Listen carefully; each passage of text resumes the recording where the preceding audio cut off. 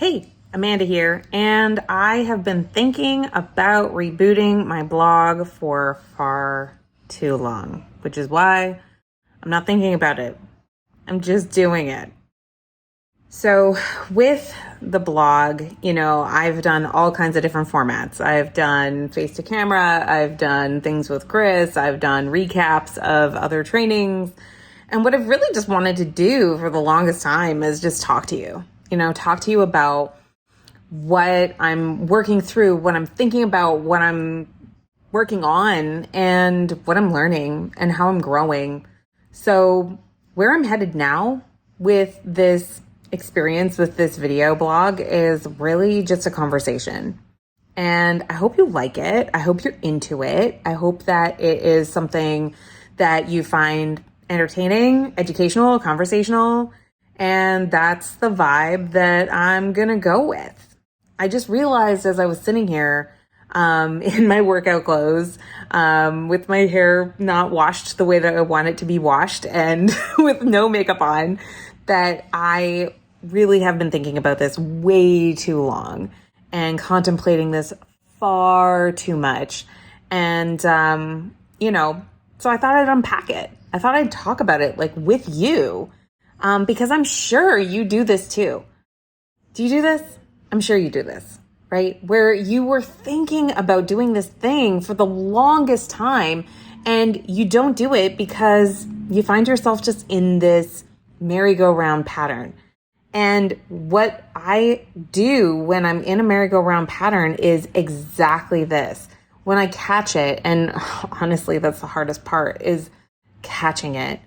When I catch it, I just say stop it, and jump forward, surge forward, and stop the perfectionism muscle from stopping you from moving forward. Now, I find it so funny that I'm even describing it as perfectionism, because if you've watched any of my social media, any of my content, you know that I very rarely gussy up with makeup. You probably have seen me be a hot mess talking into my camera all the time. So maybe it's surprising to hear that perfectionism stops me all the time. But I'm telling you that if you're in a merry-go-round of thought pattern, stalling out from taking action, that is perfectionism. That is textbook perfectionism. And it's when you're caught in the thought of, what is this going to look like? Or how could this look like? Or what should this look like? And that's honestly what I've been going through. So with this blog, what I've been wanting to do with it for the longest time is just talk to you. And I've been struggling so much with what's the right format? What should I be talking about? How can I make it more entertaining?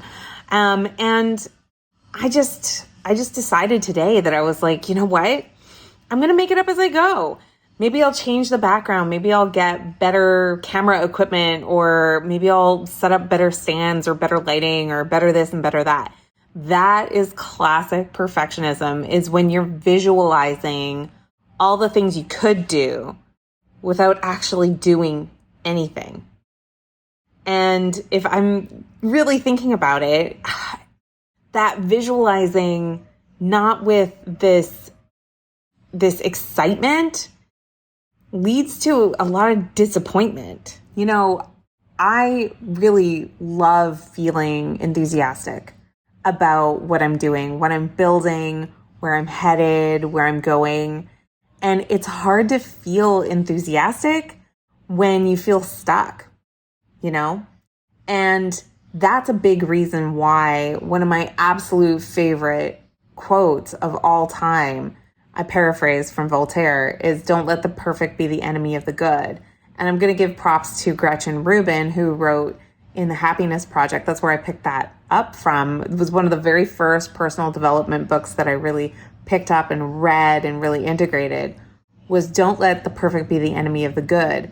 And that one piece of wisdom, that one piece of advice has been such a huge, just massive mantra for me. Because what happens when I get into action, when I just pick up the damn camera, or I, pick up the phone, or I send the email, or I pick up the pen, whatever that creation thing is, or that communication outreach thing is, that whatever that thing is that I dare to do, whenever I dare myself to do the thing, just parking the imperfection, parking the, wow, this is not right. The judgment, honestly, it's the judgment. When I park that awful judgment mechanism that we all have, and I certainly have, just like anybody else, when I can get past that and I can get into the momentum, I cannot even begin to tell you how many times I look back on what I executed and I go, that's not as bad as I thought it was going to be. Or that's not as scary as I thought it was going to be. Or, wow, I got more out of that than I thought I was going to get. A perfect example of this was I actually got selected to be in a movie recently. So I'm really excited. I'm going to be featured in a movie coming up soon. I'm going to tell you more about that later. But that whole screening process, I totally thought about it in a perfectionistic way for the longest time. I kept seeing all these opportunities to audition for this movie, and I didn't go for it, even though I was like, wow, it would be so cool. I can totally see myself doing this. It's really speaking to me. I still didn't put my hat in because I was getting trapped in that perfectionistic stinking thinking. And one day I just decided, don't let the perfect be the enemy of the good. Stop it. That's the internal dialogue. Stop it. Just stop it. And do your best. Oh my God. This whole conversation is so cliche, but cliches are often true. That's why they are cliches. I wish that the cliches were not, it's true, but I'm telling you what, they're cliches for a reason. And when I applied for that role, the thing is I just parked it. I had so much judgment when I did the application for that role. I had to tell personal stories, and it was very uncomfortable. It was like, why should we pick you kind of stuff. And, that was extremely uncomfortable to write, my stories, my transformation, and really put that pen to paper and say and advocate for why pick me. And, that was an extremely grounding and humbling experience, believe it or not. And I just went for it. And I realized, don't let the perfect be the enemy of the good. I felt called to do this particular project because this particular project was all about showing women that you can be very successful, and you don't have to let the fact that you're a woman, let the fact that you're a mother, let any of your current present circumstances hold you back from success. And that mission spoke to me so loudly at a core level that I felt like my perfectionism of holding back on what my story was, because I felt like it was too small. I felt like it was kind of stupid. I felt like there were so many other people in this world that are so much more qualified for this opportunity. The thing is that I'm sitting there and I'm thinking, yeah, but I don't know that they're going to take the time to actually tell the story. I don't know that they're going to be as passionate about the storytelling that I'm going to be. And I said to myself, I was like, I'm just going to play full out. And recently I heard about Jim Carrey doing a commencement speech where he talked about his father, who was really passionate about playing the saxophone. Ironically enough, my own biological dad was also a saxophone player, just as an aside. But his Jim Carrey's dad never pursued his passion full out.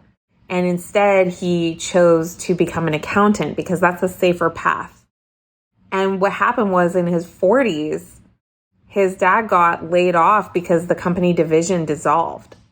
And his dad never really found a good position ever again as an accountant.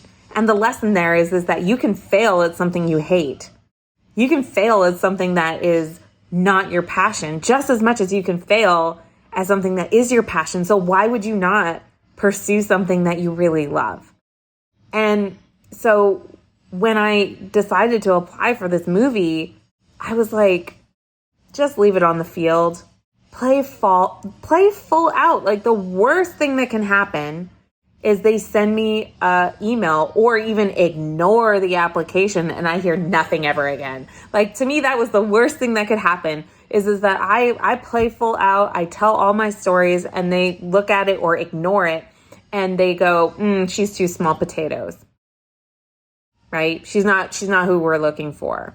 Or maybe even the worse than that. What's worse than that? They laugh at me, or they criticize, or they look at it and they send me a nasty thing and say, who do you think you are? Like, anybody would really do this. Thank goodness for polite society, right? But like, maybe the worst thing was they send me a nasty communication that says, how dare you apply? Who do you think you are? Which, like, nobody would really ever do that. But I made up my mind. I was like, well, even if they did the super worst, most awful, egregious thing like that, which they probably would never do, but even if they did, I was like, I feel so passionately that women should know that they can change their circumstances super incredibly, that they don't need to feel confined by the role of being a mom, that they should view that as being a superpower. I felt so passionately about the project that I was like, I'm going to take that chance. I'm going to take the chance that they're going to think I'm silly. I'm going to take the chance that they're going to ask too much of me. I'm going to take the chance that it's not going to work out. I'm going to take the chance I'm going to have egg on my face. I'm going to take the chance that this is a scam. I'm going to take a chance on it because I really believe in what they're doing here and I would support it anyway.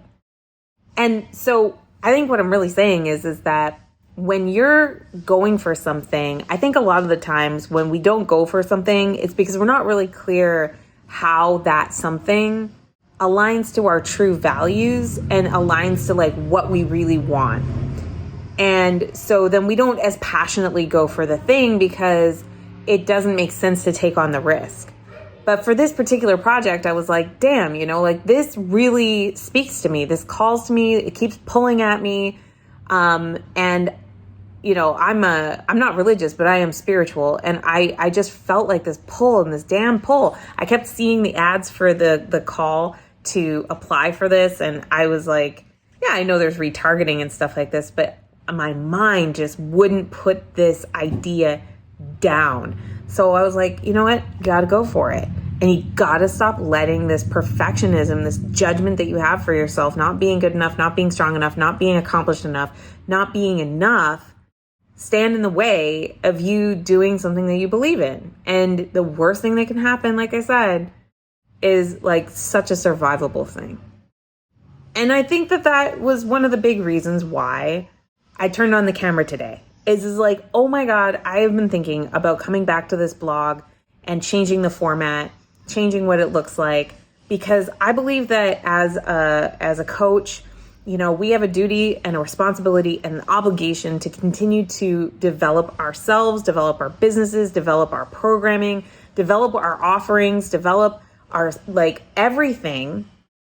If you're not growing and developing as a human and as a leader and just in everything that you're doing, what the hell are you doing building a coaching business? It's one thing if you're building a plumbing company or something like that. And it's like, how often have toilets changed in the last 100 years? You know what I mean? I mean, they've changed actually quite a bit. Maybe toilets was a bad example, but you know what I'm saying? Like, there's different industries where maybe it's okay to not be as committed to your growth and development. Toilets was actually a super bad example because they have those high efficiency toilets now. But I'm sure there's other industries where it's okay maybe to take your foot off of that development pedal. And the thing is that with the conversations I wanted to have every week here in the Coaches Plaza show, I wanted it to evolve to something else. I wanted it to evolve to a conversation that was more organic, was more connected, and was more conversational, because honestly, those are the podcasts I really enjoy listening to. Those are the ones that I like to plug into every day when I'm going for my walk outside. And those are the ones that, I really appreciate and I tend to learn the most from, are the ones that are far more conversational in nature. So not crapping on anything that we've produced in the past. I just felt like there was a big need for a change. And, something I regret is that I just didn't jump in to making that change. I actually sat for months not producing this show because I got stuck in a perfectionistic loop of like, well, what's that next chapter looking like? And I got out of flow with it. And I think what I really needed to do was turn the damn camera on and start talking. And I feel like that's true for most of us. So I'm back, I'm here, and that's what we're going to be doing from here. Is we're just going to make this up as we go along. My name's Amanda Kaufman. I'm the founder of the Coaches Plaza. I'm all about getting into action, doing what matters, and I'm happy to be back. We'll see you soon. Oh, hey, I almost forgot. If you enjoyed this conversation, do me a favor and go ahead and leave a review. And if you haven't already, subscribe to this podcast and go ahead and follow us on social media. You can follow me on Instagram at the Amanda Kaufman on Instagram, or you can go find us on Facebook at www.thecoachesplaza.com. That's coachesplaza.com. And you can come join our free Facebook group where we've got tons of training that you can get absolutely free, and share this podcast and the content with 3 of your like-minded coaching friends. Because one of the things that's going to lift our coaching industry is if coaches can feel far more permission to just show up as they are and connect with people authentically and just do the thing and do what matters. So thank you so much for listening today, and I will see you in a future episode.